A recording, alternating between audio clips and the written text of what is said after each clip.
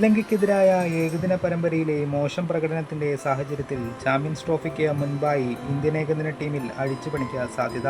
പാകിസ്ഥാനിൽ നടക്കാനിരിക്കുന്ന ടൂർണമെന്റിൽ ഇന്ത്യ പങ്കെടുക്കുമോ എന്ന കാര്യത്തിൽ ഇതുവരെയും വ്യക്തത വന്നിട്ടില്ലെങ്കിലും ചാമ്പ്യൻസ് ട്രോഫി ലക്ഷ്യമിട്ടാണ് ഇന്ത്യ പദ്ധതികൾ തയ്യാറാക്കുന്നത്.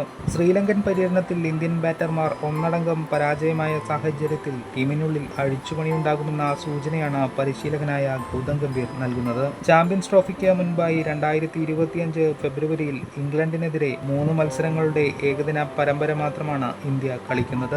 ഈ പരമ്പരയിലെ പ്രകടനം വിലയിരുത്തിയാകും ചാമ്പ്യൻസ് ട്രോഫി ടീമിനെ തിരഞ്ഞെടുക്കുക.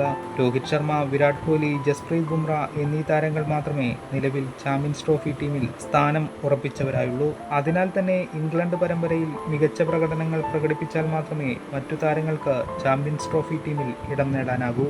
വൈസ് ക്യാപ്റ്റൻ എന്ന നിലയിൽ ശുഭ്മാൻ ഗിൽ ഇന്ത്യൻ ടീമിൽ ഇടം പിടിക്കും. KL രാഹുൽ കഴിഞ്ഞ പരമ്പരയിൽ നിരാശപ്പെടുത്തിയതോടെ മധ്യനിരയിൽ സഞ്ജു സാംസണിന് അവസരം ലഭിച്ചേക്കും. ഹാർദിക് പാണ്ഡ്യ കൂടി ടീമിൽ തിരിച്ചെത്തുന്നതോടെ ടീം കൂടുതൽ ശക്തമാകും. എന്നാൽ കൂടുതൽ മത്സര പരിചയമുള്ള ശ്രേയസ് അയ്യർ, KL രാഹുൽ എന്നിവർ ടീമിൽ ഇടം നേടാനായില്ലെങ്കിൽ അത് ടീമിന്റെ കിരീട സാധ്യതയെ ബാധിക്കുവാനും സാധ്യതയേറെയാണ്.